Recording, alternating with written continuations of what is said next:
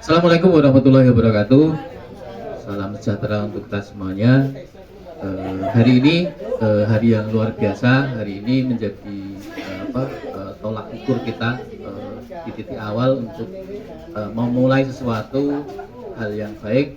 Insya Allah nanti ketika kita lakukan dengan baik akan menjadi hasil yang baik. Nah, di acara perdana ini ada Haninda Talkshow. Haninda itu sebuah filosofi sebenarnya. Itu adalah kalau bahasa Sanskerta itu orang-orang yang pantang menyerah. Jadi Haninda ini menjadi cerminan bagi anak-anak disabilitas yang nanti mereka punya jiwa yang pantang menyerah sebenarnya. Nah, untuk kali ini kita ada tamu yang luar biasa di beberapa bidang dari pemerintahan juga. Kita perkenalkan satu persatu. Yang pertama dari tuan rumah, dari Bapak Irawan. Bapak Irawan itu adalah CEO dari Royal Kinanti ya Pak ya. Nanti bisa jelaskan Royal Kinanti itu apa, Royal House itu apa. Terus ada dari pemerintah Kabupaten Sleman dari Dinas Tenaga Kerja Ibu Nisa Hidiati SEMSI di Kabid Pelatihan Kerja Disnaker Kabupaten Sleman. Selamat siang Ibu. Terus dari ISI Surakarta Ibu yang selalu setia dengan Haninda, Ibu Kristina Novi Susanti. Ada juga Bapak Kepala Sekolah Tunas Kasih, Bapak Usut. Selamat siang Bapak. Ada juga perwakilan dari wali murid, jadi dari Pak Haryono. Selamat siang Bapak atau Mas? Oh masih bujang kalau di sini. Yang terakhir dari Yayasan Rumah Pengembangan dan Pemberdayaan Disabilitas dari bidang program prioritasnya yaitu RVD Haninda, Bu Siti Nurhayati. Selamat siang. Nah, untuk kali ini kita akan bahas tentang topik siang ini adalah tentang hak-hak disabilitas dalam sisi ketenagakerjaan. Jadi memang di Undang-Undang Nomor 8 Tahun 2016 memang khusus membahas tentang aturan tentang disabilitas ya. Nah, ini mau kita urai satu persatu. Yang khusus untuk hari ini adalah tentang pekerjaan.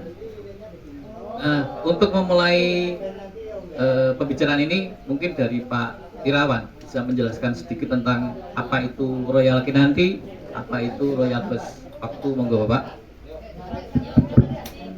Terima kasih. Perkenalkan nama saya biasa dipanggil MH Irawan ya. MH itu singkatan, bukan MH yang sana, bukan. Profesi saya adalah seorang kreator desain, lebih ke tata ruang ya. Jadi saya pernah belajar di Jakarta waktu itu di desain interior sebetulnya. Cuman saya akrab dengan arsitektur, saya akrab dengan seni rupa, dan saya akrab dengan seni pertunjukan karena pertama hobi saya memang seni gitu, dari kecil ya. Cita-cita saya ya pengen bergelut di dunia seni waktu itu gitu, akhirnya terjebak di tata ruang. Itu dari tahun 86 saya belajar. Akhirnya menemukan titik-titik banyak sekali yang secara pribadi menurut saya, sehingga mengartikan mendesain ruang adalah sama dengan berpikir bagaimana yang mengisi. Ada wadah, ada isi ya. Sehingga tidak lepas dari berhubungan dengan makhluk, terutama manusia. Nah, dari situ dalam perjalanan kami akhirnya dari Jakarta saya pindah karena asli saya ke Jogja ya. Saya lahir di Buntilan tapi nenek moyang saya dari Jogja. Terus waktu itu saya mendirikan perusahaan di Jogja di bidang desain tata ruang. Akhirnya saya mendirikan konsultan kontraktor waktu itu ya. Cuman berjalan waktu akhirnya menemukan jati diri saya lebih enjoy di decoration, sehingga saya sering menangani di wedding art di catering, di pameran dan sebagainya yang sifatnya mendesain ruang untuk bagaimana mengolah, ada namanya promosi, ada namanya orang digawe mantu, ada orang akhirnya mengolah gaya hidup zaman sekarang dalam bidang-bidang seperti itu, termasuk catering kantor. Lambat laun yang tadi saya namakan Royal Kinanti. Saya dengan istri saya kebetulan sama paknya dengan saya, beliau juga seorang tata ruang, sehingga kompak untuk bagaimana mencari kehidupan ini, penghidupannya di bidang itu. Lambat laun saya merasa, secara pribadi saya merasa ada ketidakseimbangan kalau cuman saya punya otak sama rasa dipakai untuk profesional saya mencari uang toh. Itu kegelisahan itu sebetulnya udah lama sekali dan saya praktekkan. Saya berbagi opo yo, padahal opo yo, kepada siapa ya. Akhirnya dengan saya punya gagasan-gagasan yang saya khayalkan dulu, akhirnya saya jemput bola ke suatu titik yang sebetulnya membutuhkan tapi nggak ngerti jalannya, saya jemput gitu. Akhirnya sharing, akhirnya terbiasa berbagi saya gitu untuk ilmu. Lama-lama saya membuat namanya Royal House ini. Itu karena waktu itu COVID, stuck, tidak ada proyek dan sebagainya. Pemerintah melarang untuk berkegiatan segala macam. Tapi saya di sini daripada saya gembos tapi sakit, mending gembos tapi gairah. Judulnya itu waktu itu. Akhirnya saya membuat Royal House. Royal House waktu itu ada teman-teman dekat saya yang sering bertandang ke sini, akhirnya ngobrol, akhirnya membuat sesuatu. Waktu itu belum ada ruangan panggung seperti ini, masih gudang dan ruang tamu kecil gitu. Akhirnya gudang sini saya pindah ke gudang yang satunya di sana yang lebih besar.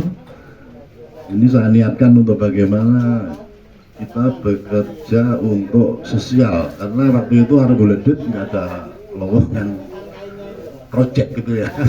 Akhirnya sosial ya larinya ya. Sosial, ya. Akhirnya apa yang bisa dulu waktu itu, ya wes bang ini kita berkesenian aja yuk. Karena teman-teman saya seorang seniman semua waktu itu. Akhirnya sembunyi-sembunyi waktu itu. Ternyata antusias masyarakat seni di Jogja cukup lumayan besar. Akhirnya banyak bertandang ke sini, menggawe acara. Akhirnya saya buatkan panggung di sini. Waktu itu 3 kali 6. Lama-lama besar seperti itu. Ya akhirnya menjadi fungsi bahwa dengan nama rumah budaya, bukan rumah seni ya, bukan art space, tapi ini rumah budaya. Saya pengen akan ketemu banyak orang dan macam-macam. Contoh di sini bisa ketemu bapak-bapak, ibu-ibu ini yang bukan pak seni saja. Nah, ini menarik, artinya gitu. Akhirnya terjawab sudah. Nah akhirnya saya menggali lagi bagaimana kebutuhan batin saya terhadap saya punya skill, bagaimana bisa saya punya tangan itu bisa saya sumbangkan dengan hati, dengan mental, dengan niatan. Ya, akhirnya ketemu dengan Mbak Siti, dengan panjenengan, dengan semua ini ya Allah Subhanahu Wa Taala yang menggadokkan ya menurut saya, karena gagasan saja sebetulnya sudah cukup kalau sudah punya jam terbang ya. Akhirnya yang penting siar bagaimana berbuat baik sehingga akan ketemu sendiri jalannya gitu. Nah ini sudah menjadi keyakinan sehingga apapun yang terjadilah gitu. Nah, cuman karena saya seorang yang biasa merencanakan sesuatu sehingga merencanakan jangan tanggung-tanggung, ya ke depannya visinya apa, goalnya apa, cara melakukannya sebisanya dan nggak pernah dinilai, nggak pernah, yang penting jalan aja menurut saya, nanti akan ketemu sendiri. Nah ini sudah terbiasa kami di bencana alam juga, di tempat-tempat sosial juga, dan ini sudah menjadi tradisi kami. Dan ini saya sangat terima kasih bisa mendapatkan power di rumah budaya ini seperti ini. Nah ini tinggal ngegas saja menurut saya, bagaimana saling, seperti saya menggambar itu tangan banyak dengan tekad yang besar, dengan tangan banyak kita akan bersatu. Bagaimana kita akan bisa membentuk atau mencari sesuatu yang lebih panjang lagi. Nah ini butuh suatu kesadaran, keikhlasan dan daya juang dan nilai berkorban. Mungkin begitu Mas. Terima kasih perkenalannya Pak Irawan. Jadi memang ini luar biasa ya, apa yang kita lakukan ini kan bukan mak duduk gitu ya. Bukan tiba-tiba, tapi memang ini satu persatu kita melangkah. Kita ketemu dulu dengan isi waktu itu, terus kita ketemu dengan Pak Usum, kepala sekolah, terus kita kenalan dengan orang tua, si pemerintah juga support. Untuk dari Disnaker sendiri Bu, untuk ketenagakerjaan di Undang-Undang Nomor 8 tuh saat ini programnya apa Ibu yang butuh masyarakat juga tahu nanti, terutama di Kabupaten Sleman ini.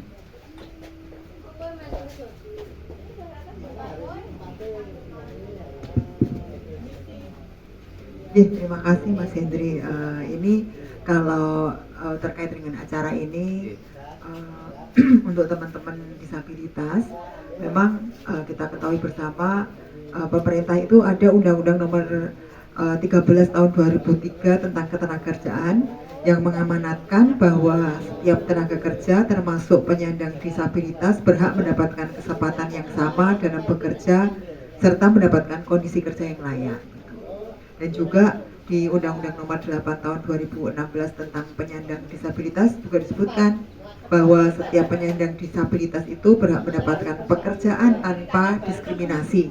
Bahkan di pasal 53 dari undang-undang ini juga mewajibkan perusahaan dan lembaga pemerintah untuk menyediakan akses pekerjaan bagi penyandang disabilitas dengan kuota minimal 2% di lembaga pemerintah dan 1% di perusahaan swasta. Yang mungkin belum banyak yang tahu ya, 1% kewajiban dari pengusaha kan gitu ya, 2% di pemerintahan itu sendiri atau BUMN ya gitu ya. BUMN juga ya? BUMN termasuk di swasta. Oh swasta ya. Nah ini mungkin yang seperti tadi Mas Hendri bilang memang belum banyak yang mengetahui hal ini, tapi mungkin sejauh kami berkecimpung di Dinas Tenaga Kerja di beberapa perusahaan di Kabupaten Sleman, perusahaan besar, contohnya yang di Mitra Adijaya di anak perusahaan Sampurna itu sudah mempekerjakan disabilitas. Tapi mungkin akses antara ketersediaan tenaga kerja dengan perusahaan yang mungkin memang harus kita tindak lanjuti karena informasi itu belum sampai ke dua-duanya. Jadi memang ini yang peran pemerintah dan juga seperti yang dikatakan Pak Irawan, kita harus berkolaborasi ya Pak ya untuk bisa menindaklanjuti undang-undang ini dan menyampaikan atau menyebarluaskan, menyambungkan informasi antara ketersediaan dan permintaan. Itu yang memang harus kita tindak lanjuti. Nah kemudian selanjutnya di pemerintah Kabupaten Sleman, terutama di Dinas Tenaga Kerja itu juga kami berkecimpung di vokasi gitu. Jadi vokasi ini kita latih untuk angkatan kerja yang ada di Kabupaten Sleman karena memang kita sekarang bonus demografi ya Pak ya. Jadi angkatan kerja kita banyak dan puncaknya nanti tersebutkan di tahun 2045 ya, Indonesia emas gitu. Jangan sampai jadi Indonesia cemas. Ini sudah cemas ini. Janganlah. Nah, kita solusikan bersama. Nah, berkaitan dengan angkatan kerja pada kondisi baby boomer seperti itu, kita banyak melakukan pelatihan-pelatihan di vokasi supaya angkatan kerja itu siap diserap di dunia kerja, dunia usaha gitu, siap di dunia usaha.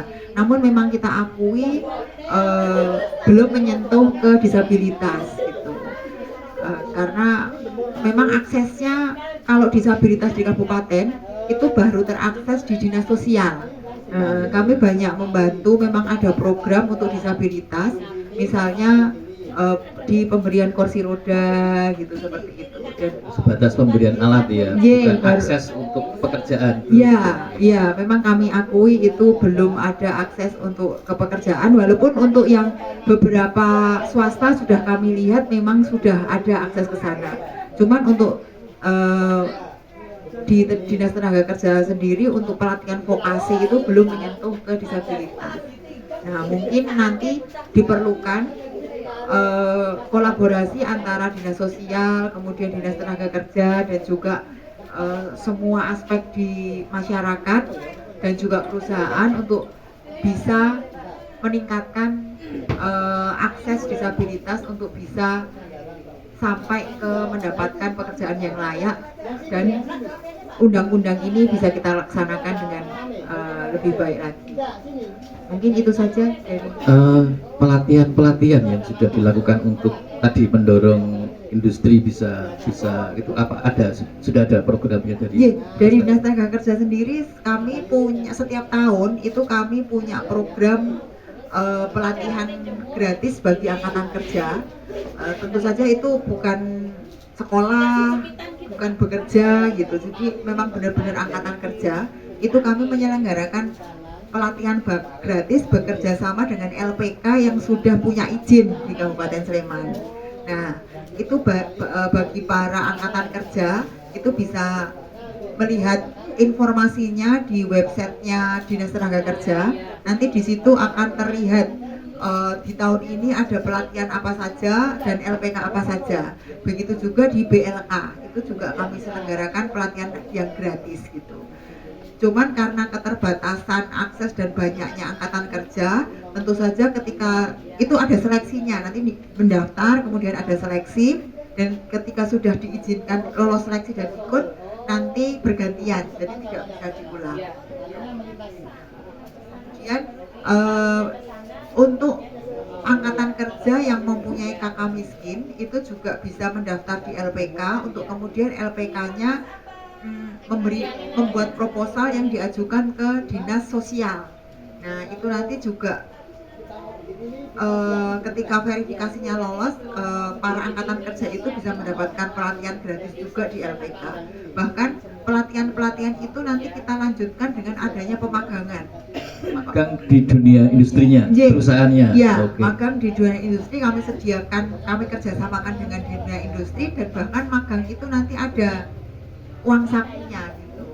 Berapa bulan itu selama berapa bulan? Kalau di program di pemerintah Kabupaten Sleman baru sebulan. Sebulan. Jadi ketika nanti magang di perusahaan A gitu ya, selama sebulan dapat fasilitas uang saku tadi. Iya. Luar biasa. Uang saku. Sebenarnya di provinsi juga ada, itu dari program dari pemerintah dari Kementerian Tenaga Kerja. Kalau di provinsi itu 3 bulan. 3 bulan ada fasilitas pemagangan juga. Nanti bisa ditanyakan lebih lanjut ke Dinas Tenaga Kerja di provinsi. Oke, nanti coba kita tinggal tinggi. Terima kasih Bung. Cukup mencerahkan ini, cukup memberi semangat untuk kita pelaku sosial. Terus, nah ini dari Haninda ini, dari RVD Haninda Bu Siti. Mungkin bisa jelaskan tentang programnya apa ini? Haninda itu apa, programnya apa? Ya, sebelumnya saya perkenalkan bahwa saya Siti Nurhayati di yayasan kami, Yayasan Rumah Pengembangan dan Pemberdayaan Disabilitas. Adapun program utama kami adalah program transisi. Jadi kita mendampingi untuk adik-adik disabilitas itu dari SLB menuju ke dunia kerja. Sedangkan program kegiatan yang kita lakukan adalah Rumah Vokasi Disabilitas Haninda.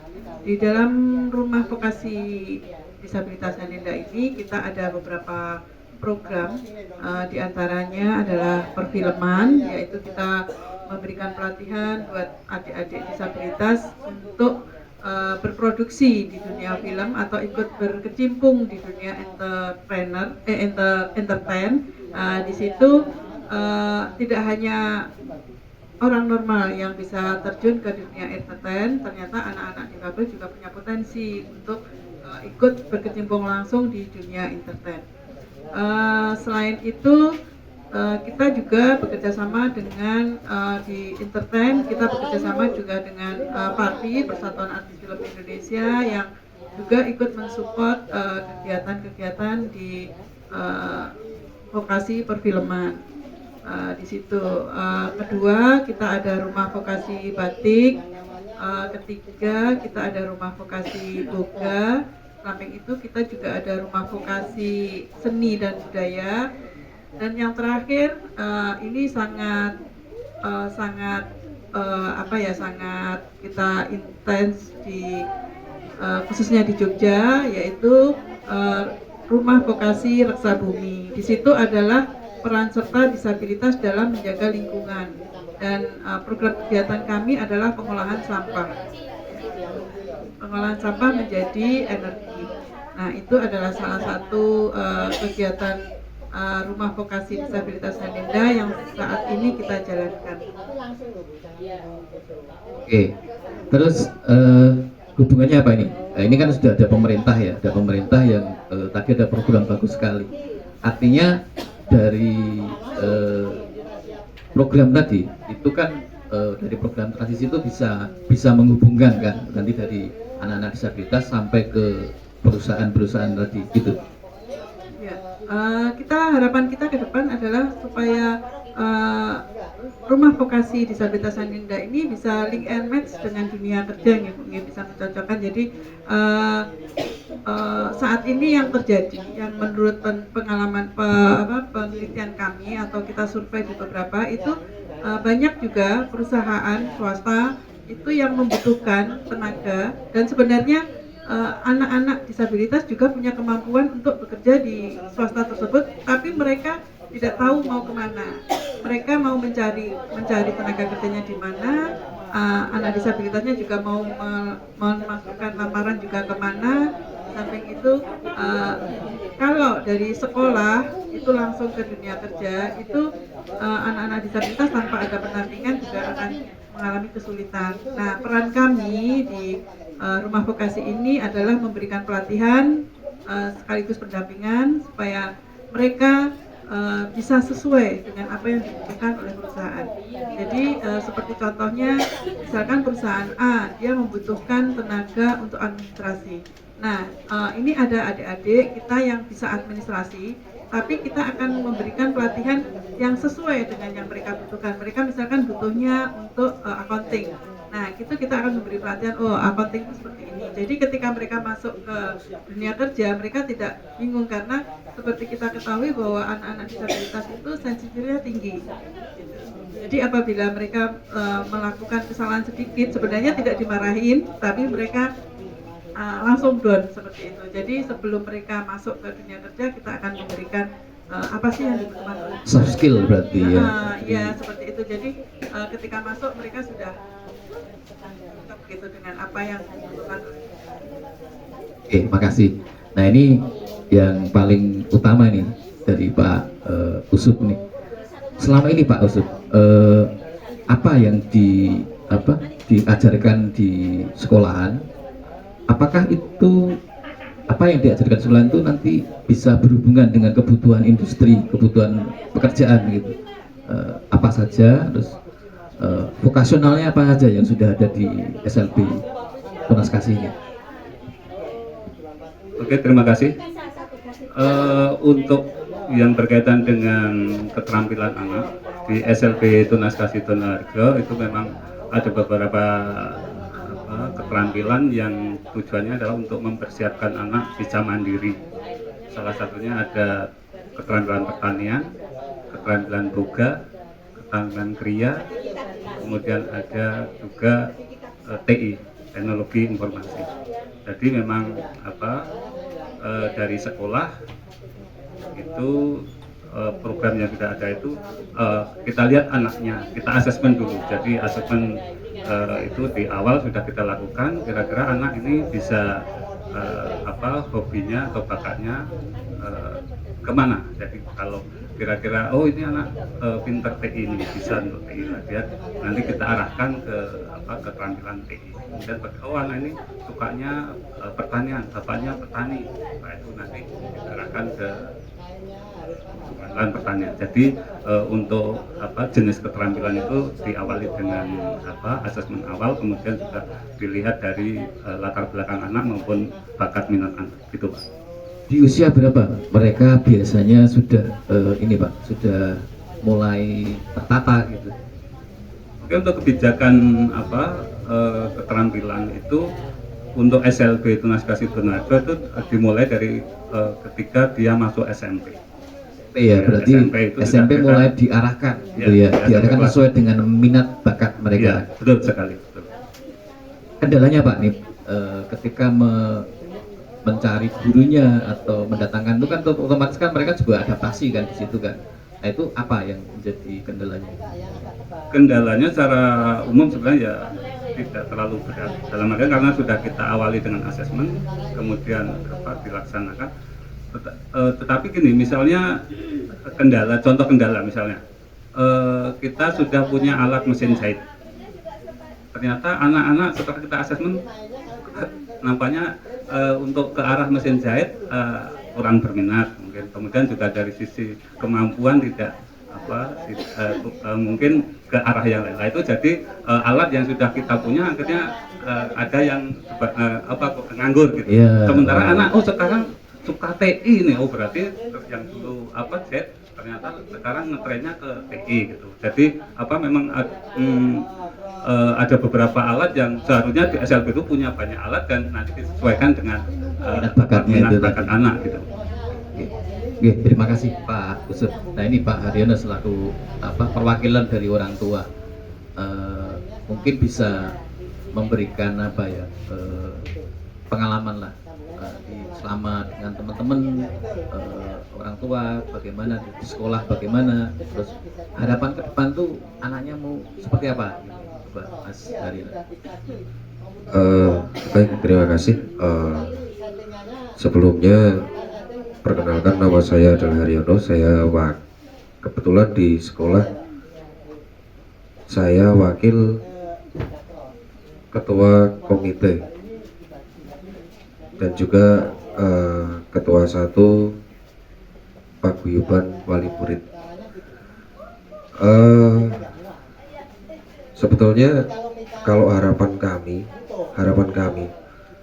itu anak-anak itu kedepannya mempunyai wadah, artinya karena kemarin itu ada program, sebetulnya bukan program sih, angan-angan di sekolah itu membuat rumah pelangi.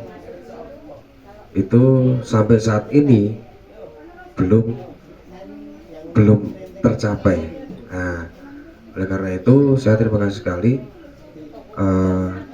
di Royal House ini anak-anak bisa istilahnya mengembangkan kreasinya. Jadi tadi sempat saya melihat anak-anak membatik, ternyata proses batiknya seperti itu. Mungkin ini jalan yang ditujukan untuk anak-anak dari Tuhan Yang Maha Kuasa, karena termasuk anak saya juga kebetulan ABK, jadi tunarungu.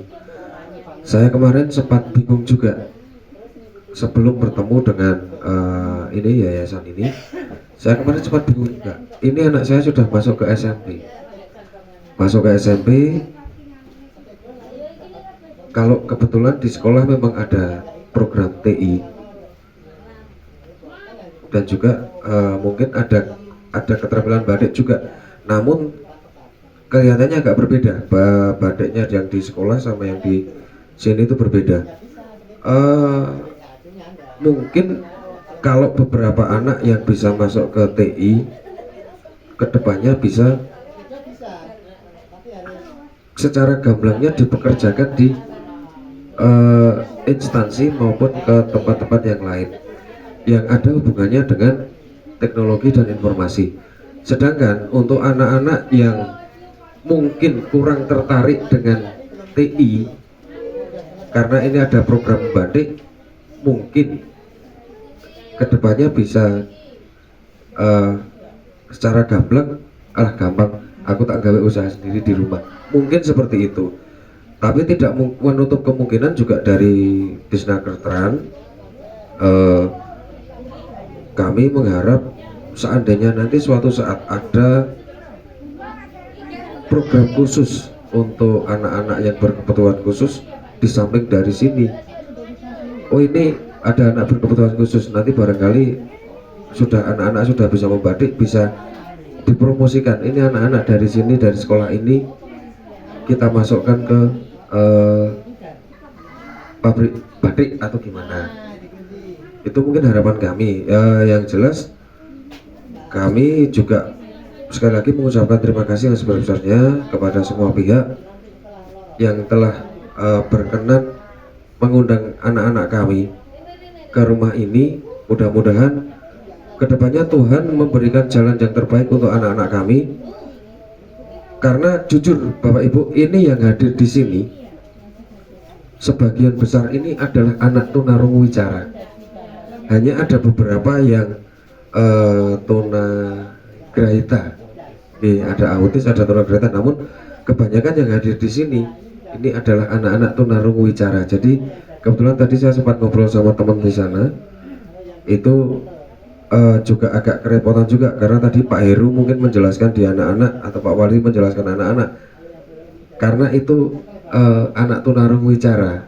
Jadi mungkin ini bisa menerima tapi sini nggak bisa. Nah itu mungkin seperti itu. Jadi harapan kami ke depannya itu tadi, seandainya nanti memang anak-anak sudah tiba saatnya untuk bekerja, seandainya tidak berwirausaha di rumah. Kalau harapan saya sih anak saya bisa berwirausaha di rumah. Nanti kalau seandainya nanti di Jakarta nanti ada ini ada anak-anak dari sini yang memang berkelebihan bisa membatik, nanti kami minta tolong untuk disalurkan. Mungkin begitu Bu. Mungkin itu yang dari orang tua Wali. Ada kurang lebihnya saya mohon maaf. Saya akhiri. Assalamualaikum warahmatullahi wabarakatuh. Makasih Mas Haryono. Nih Bu Christine ini kan dari apa yang kita dengarkan tadi kan otomatis kan ini menjadi hal yang baru ya. Ini kita kumpul di sini. Nah, kira-kira apa ini pandangan dari kampus tentang undang-undang disabilitas, terus tentang anak-anak ini mau seperti apa? Nah, ini apa yang menjadi programnya juga dari kampus, dari isi Surakarta tentu saja untuk mensukseskan program dari pemerintah tentang Undang-Undang Nomor 8 Tahun 2016 terutama itu. Terima kasih Pak Christine. Kebetulan saya sebagai koordinator program Merdeka Belajar Kampus Merdeka isi Surakarta, Fakultas Seni Rupa dan Desain. Saya menjadi koordinator untuk salah satu program MBKM yaitu proyek kemanusiaan. Nah, sebelum ada MBKM sebenarnya kan isu terkait perlindungan untuk disabilitas di tingkat perguruan tinggi itu juga sudah mulai difasilitasi, walaupun perjalanannya belum bisa berjalan secara optimal. Misalkan 1-2% kampus mewajibkan untuk menerima mahasiswa berkebutuhan khusus, calon mahasiswa berkebutuhan khusus. Nah, alhamdulillah tahun ini itu kami dari Prodi Fotografi itu meluluskan 1 mahasiswa tuli dari Karanganyar, Jawa Tengah, Solo ya, itu berkebutuhan khusus tuli.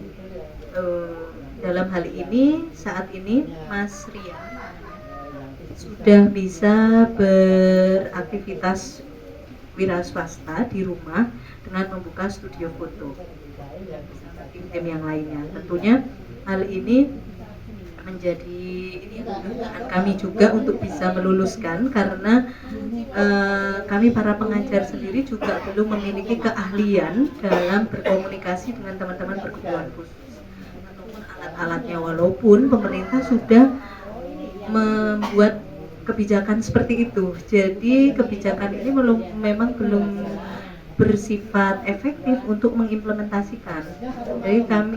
Jadi beberapa pengajar ataupun program studi tertentu itu dengan effort secara mandiri yang memang mereka concern terhadap kebutuhan anak-anak terutama mahasiswa.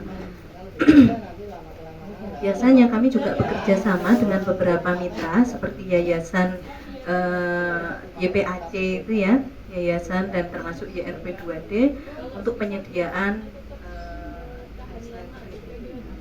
interpreter JBL, ya? JBI untuk memfasilitasi kami ketika berkomunikasi di forum ataupun untuk ujian sidang skripsi maupun proposal yang membantu mengkomunikasikan antara apa yang disampaikan siswa dengan dosen ataupun pengajar.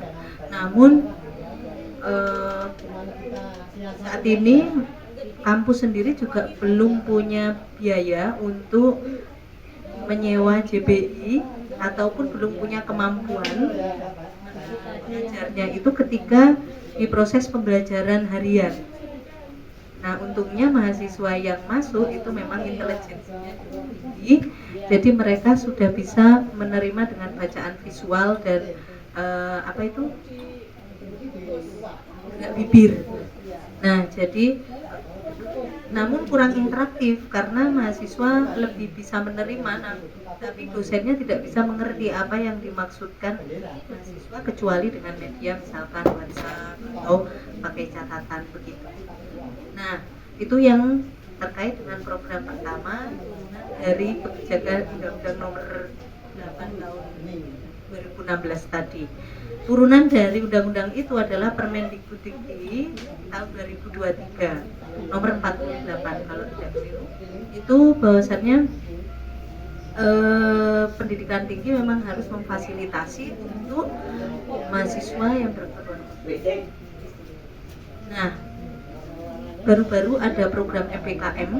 Program MPKM itu dari kementerian juga membuka skema yaitu proyek kemanusiaan. Nah, kita kerucutkan lagi, itu kita pilih menjadi program mandiri bagi kampus kami.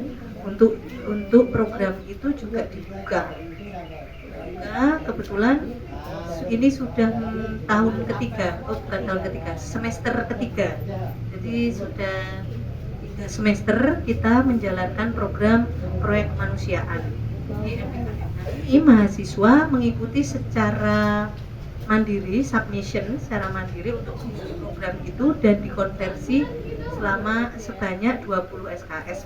Jadi mahasiswa tidak hanya beraktivitas dengan mitra selama 2 atau 3 bulan saja, tetapi 1 semester. Jadi sampai 4 hingga 5 bulan beraktivitas dengan mitra. Nah, di proyek kemanusiaan itu kami memilih beberapa mitra yang fokus pada disabilitas. Salah satunya YRP 2D, terus kemudian kita juga bermitra dengan Gerkaki, dengan Kesejahteraan Tunarungu Solo. Nah, itu luar biasa Pak, di sana rata-rata sudah pendidikan tinggi. Kita juga aktif berkegiatan dengan mereka dan mereka punya wadah yang cukup aktif dan punya relasi yang cukup banyak. Itu saya rasa informasi ini juga bisa dimanfaatkan untuk sekolah-sekolah maupun perkumpulan wali-wali murid untuk bisa punya wadah tadi yang diinginkan. Nah, mahasiswa yang mengikuti program proyek kemanusiaan ini, harapan kami juga akan mendukung program-program yang diinginkan mitra, baik sekolah maupun yayasan. Jadi kesiapan untuk ke dunia kerja di BLK misalkan itu bisa dipenuhi dari transfer knowledge-nya mahasiswa selama waktu yang cukup antara 4 hingga 5 bulan tersebut gitu, walaupun kadang-kadang itu belum sepenuhnya bisa tercapai, jadi harus berkelanjutan. Tapi karena programnya berkelanjutan terus, sehingga kan SDM-nya kan terus ada aja kami dari mahasiswa dan itu ada insentif. Jadi mahasiswa yang lolos pendanaan untuk proyek kemanusiaan itu ada insentifnya, mereka bisa melaksanakan programnya itu. Itu semua bisa sinergis. Misalkan kami juga punya kendala untuk menjalankan itu, yaitu ketika kita butuh JBI di lingkup ini, kami harus menghubungi siapa? Karena kalau misalkan diminta dana itu kan mahal sekali, JBI per jam kan 250. Maka setelah ini BLK akan melaksanakan pelatihan bahasa isyarat. Pelatihan bahasa isyarat itu sangat penting bagi para pengajar, karena sebenarnya pengajar-pengajar di SLB sendiri juga belum semua bisa menguasai itu, walaupun mahasiswanya itu tuli gitu, siswa-siswinya tuli.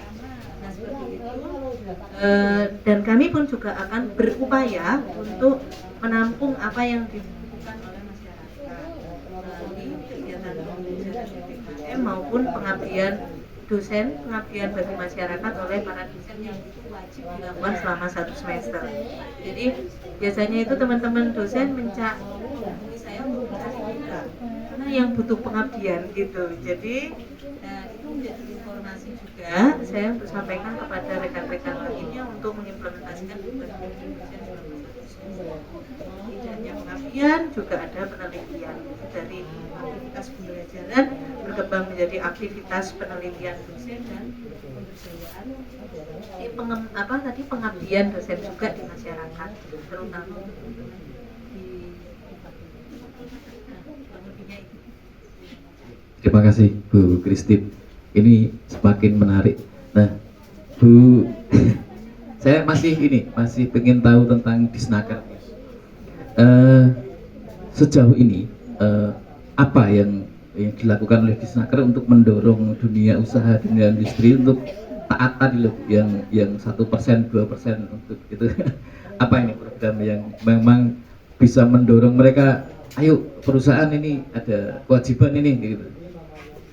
Ya, sejauh ini karena memang keterbatasan informasi nih, kami juga tidak pada sampai dengan saat ini belum, karena SLB itu kan wewenangnya pemerintah provinsi, bukan pemerintah kabupaten. Begitu juga SMK itu juga sebenarnya wewenang dari pemerintah provinsi, sedangkan yang di kabupaten itu adalah pendidikan dasar, yaitu SMP dan SMA.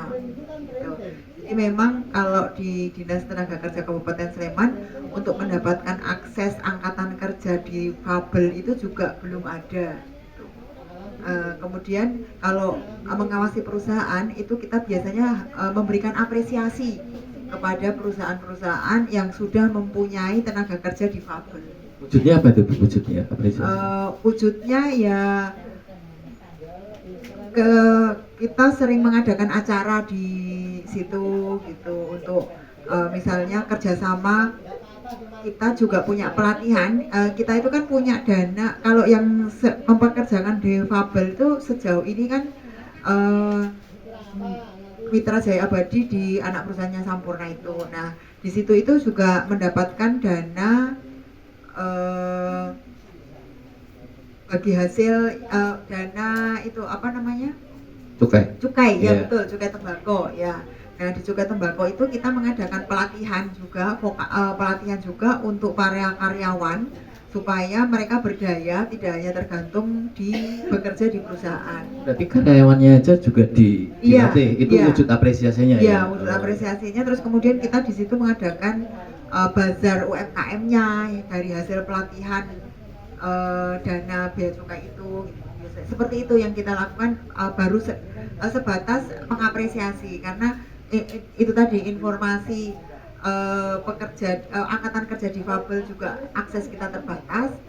Kemudian itu yang menjadikan kami memang belum menyampaikan ke perusahaan bahwa ini kami punya angkatan kerja di Fabel yang bisa diakses oleh banyak perusahaan untuk dipekerjakan. Oke, berarti ini PR-nya RVD Haninda untuk mencari Pak sekolahan RVD Haninda nanti coba kolaborasi lagi lebih dalam, karena ternyata banyak peluang sebenarnya yang dari pemerintah untuk bisa mengakses dari jalur beberapa jalur tadi.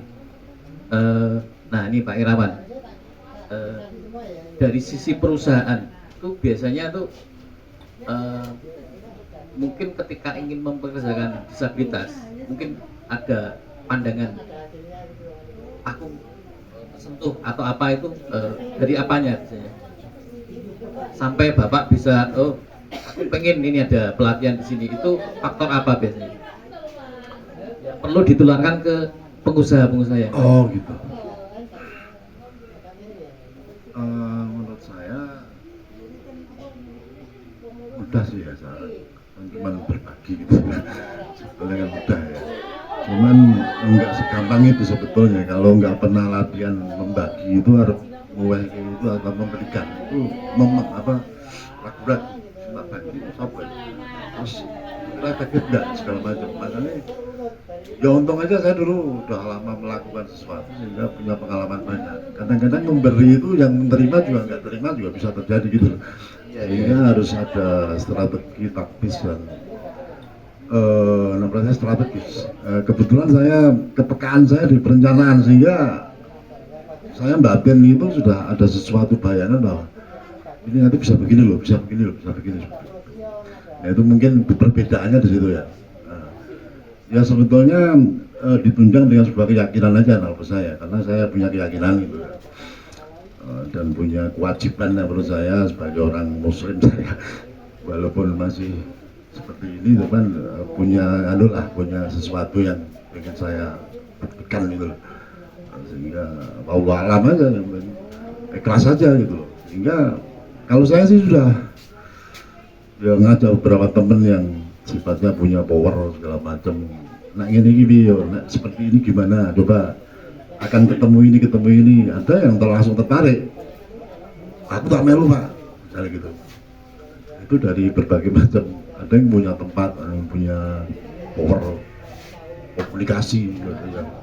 Nah itu mudah-mudahan dengan adanya kendaraan ini, Royal House ya, ini bisa banyak yang ikut nanti.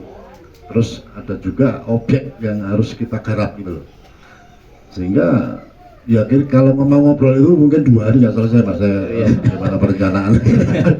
Siap, nanti kita sesi khusus untuk itu.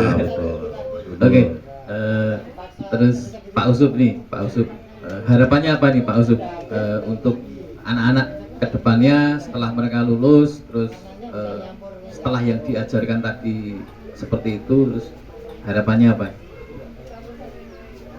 Saya sangat tertarik tadi yang disampaikan oleh Bu Nur, bahwasanya di Yayasan RP 2D itu ada program transisi lah. Itu kan menyiapkan atau menjembatani antara sekolah dengan budi kan. Itu memang nampaknya ke depan itu peran yang disampaikan oleh Bu Nur itu sangat vital Pak. Karena memang harus ada pihak atau lembaga yang mau menjembatani antara kebutuhan dunia usaha dengan lulusan-lulusan dari sekolah luar biasa. Kalau tidak ada ya itu memang ada sih nanti tujuan anak SLB setelah lulus itu kan punya BMB di rumah Pak. Apa itu BMB? BMB di rumah. Jadi B itu bisa bekerja ikut orang. D, M itu melanjutkan seperti tadi disinggung oleh bisa keisi ya, bisa berarti keisi. Bahkan memang sekarang kan perguruan tinggi kita sudah memang menyediakan kuota untuk anak-anak disabilitas. Itu yang melanjutkan. Kemudian yang satu BMW, B wirausaha. Jadi sudah beberapa anak kami yang sudah wirausaha jual bakso, jual cilok itu ada. Kemudian yang terakhir itu kembali lagi ke rumah dengan sudah mandiri, minimal sudah bisa mandiri, mengurus dirinya sendiri. Itu jadi tujuan dari sekolah setelah lulus seperti itu. Sehingga ketika nanti itu idealnya seperti itu. Tapi kenyataannya memang banyak anak yang sudah lulus SLB juga masih tidak cetol lah katakanlah. Ini nang omah ya guru mandiri, bekerja ya kadang mudah bosan lah. Itu nampaknya kalau nanti ini peluang ini ditangkap oleh Bu Nur dan kawan-kawan, nampaknya memang ini sangat bagus dan memang itu sangat diperlukan baik itu oleh sekolah maupun oleh masyarakat. Itu nampak monggo nanti ini saya kira ini nanti akan berkembang terus dan memang butuh inovasi-inovasi lah ke depan ini. Karena untuk model yang saya sampaikan itu kita belum punya contoh yang jadi ini Mbak Nur dan kawan-kawan mungkin nanti bisa sebagai perintis lah, contoh bahkan contoh tidak hanya di Jogja, barangkali nanti contoh di tingkat nasional. Monggo nanti saya support sekali. Itu Pak. Oke, terima kasih Pak Usup. Nah ini terakhir closing statement dari mungkin dari Bapak Ibu semuanya, mungkin harapan berut aja nanti dari Bu Christine nanti harapannya nanti seperti apa, closing statement terakhir sebelum kita akhiri. Kapan paling enggak? Baik, gimana harapan? Harapan. Kita sesuaikan saja dengan tema saat ini yang salah satu karyanya Pak Irawan ya, ada banyak tangan di sana. Artinya kita harus paling tidak mau berkomitmen untuk menjadi salah satu tangan itu. Siap. Itu Lanjutkan. Melalui apapun lembaganya ataupun apapun kegiatannya, kita menjadi salah satu tangan itu. Oke, Pak Irawan, closing statementnya. Saya akan membaca basmalah, Bismillahirrahmanirrahim. Prarencana sudah kita sering bicarakan, rencana sudah, sekarang eksekusi yang pertama ini. Semoga Allah memberikan jalan yang semakin lihat dan menjadi magnet, seperti dengan ditanyakan kepada saya banyak teman-teman, entah pengusaha atau siapapun, siapapun itu akan buka hatinya untuk bagaimana ikut dalam visi misi yang kita buat.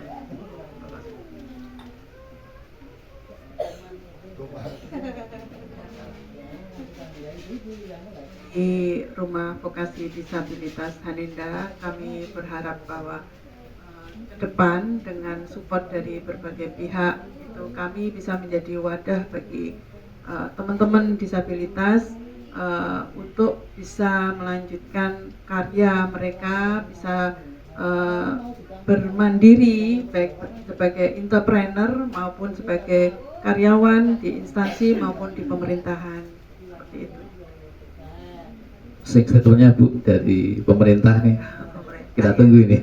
Biasanya yang paling diandalkan gitu Iya. Padahal kami sendiri semua punya keterbatasan ya, baik dari pemerintah, dari swadaya, dari lembaga, itu semua punya keterbatasan. Jadi walaupun kami dari pemerintah itu pastinya akan berusaha semaksimal mungkin memberikan dorongan dan berkolaborasi dengan yang lain. Tapi memang senada yang dikatakan dengan Bu Christine bahwa kita semua baik dari pemerintah, dari swadaya masyarakat, dari lembaga, dan dari teman-teman disabilitas sendiri bisa berkolaborasi dan bekerja sama sehingga tujuan akhir dari mendapatkan pekerjaan yang layak dan setara dengan masyarakat angkatan kerja yang lain bisa tercapai. Ya, amin. Makasih Bu ya. Pokoknya tetap support kita terus gitu nggih. Harapannya apa Pak? Dari Haninda itu artinya kan orang-orang yang pantang putus asa. Nah ini karena namanya saja Haninda, harapan kami bapak-bapak, ibu-ibu yang ada di sini ke depan itu jangan sampai putus asa, karena tujuan kita itu masih jauh, tapi pasti bisa tercapai asal jangan sampai putus asa. Itu jadi kami mohon jangan sampai putus asa. Siapapun kita tetap akan menjadi salah satu tangan yang ada di sini. Terima kasih. Makasih. Mas Haryono, closing statementnya. Iya, sebetulnya kalau harapan tadi sudah saya sampaikan. Untuk yang selanjutnya saya tinggal, karena saya jujur Mas, ini saya itu bingung. Nyon sewu, Pak Usop titelnya SPD, sedangkan ada Bu Nisa, ada Bu Siti Nur, ada Bu Christine, itu dulu mesti kuliahnya di kuliah-kuliah yang ternama, sedangkan saya itu kuliahnya di Universitas Sumber Group. Saya itu titelnya di belakang MSc sebetulnya, mantan supir cadangan. Nah, Supir cadangan. iya, supir kan gue cadangan, jadinya harapan saya mungkin sama dengan bapak ibu yang lain, dalam artian saya hanya ingin menyampaikan lanjutkan saja, saya manut. Itu mungkin dari saya mewakili dari teman-teman. Yang jelas kami selaku orang tua wali mendukung sekali adanya kegiatan ini, dan juga nanti seandainya sewaktu-waktu mungkin kami diperkenankan kembali lagi ke sini dengan acara yang lain atau dengan acara yang ini, kami siap untuk kembali lagi ke sini. Dan juga mungkin tambahan sedikit Pak, mungkin untuk Royal Host, karena Ini rumah budaya ya Pak ya. Di sekolah kami itu kami ada kesenian juga. Mungkin nanti suatu saat bisa ditampilkan di sini. Dengan anak-anak ini juga kemarin saya melatih itu 7 dari 14 anak itu 7 anak yang tunarungu wicara. Dan alhamdulillah bisa, mungkin nanti bisa dilihat di YouTube, ada sudah masuk ke YouTube. Oke, mungkin itu aja. Apa Mas. itu? Apa itu? Kebetulan saya dipasrai untuk menjadi pembimbing seni kubro siswa di sekolah. Kubro. Iya, kubro. seni kubro siswa di sekolah. Alhamdulillah kemarin sudah dapat santunan dari Ibu Bupati, Ibu Kustini. Kita mendapatkan seperangkat gamelan plus sama baju kostumnya itu komplit. Itu Luar biasa berarti. itu yang betul-betul membuat saya bangga dengan anak-anak SLB. Mungkin itu aja Mas Hendri, saya kembalikan waktunya. Oke, terima kasih semuanya, Bapak Ibu semuanya yang terhormat, semuanya terhormat hari ini. Jadi apa yang kita lakukan hari ini adalah sebuah kegiatan yang memang sudah kita coba lakukan dari 1 tahun yang lalu. Cuma ini berproses tadi seperti yang bilang Pak Iran, berproses, dan alhamdulillah hari ini Hanenda Talkshow bisa hadir perdana. Harapannya nanti ini tiap minggu Mas, kita coba ke tiap minggu atau tiap 2 minggu sekali kita lagi coba kolaborasi nanti. Nah, dengan adanya Hanenda Talkshow ini harapannya informasi dari pemerintah, informasi dari dunia pendidikan, informasi dari masyarakat itu bisa tersampaikan di sini, dan kita cari solusinya di sini nanti. Nah, dan semua yang dibahas di sini nanti tidak hanya sebatas berhenti di sini, tapi bagaimana itu bisa kita lakukan untuk rancangan-rancangan kita ke depan. Jadi memang kita pengen sesuatu itu berjalan step by step, satu langkah demi satu langkah, biar nanti langkah-langkah itu bisa membawa anak-anak kita bisa mandiri ya, secara ekonomi, secara finansial, maupun mandiri secara mereka secara dunia kerja, seperti itu. Itu untuk sesi hari ini. Terima kasih untuk semuanya dari kami Hanenda Talkshow yang disponsori, disupport penuh oleh Royal House, Royal Kinandi, juga dari ISI Surakarta, dari pemerintah Kabupaten Sleman lewat Akar, juga dari SLB Tunas Kasih, juga dari RVD Hanenda, juga dari Berita Topline. Kami akhiri dengan akhir kalam. Wassalamualaikum warahmatullahi wabarakatuh. Salam bakti untuk negeri.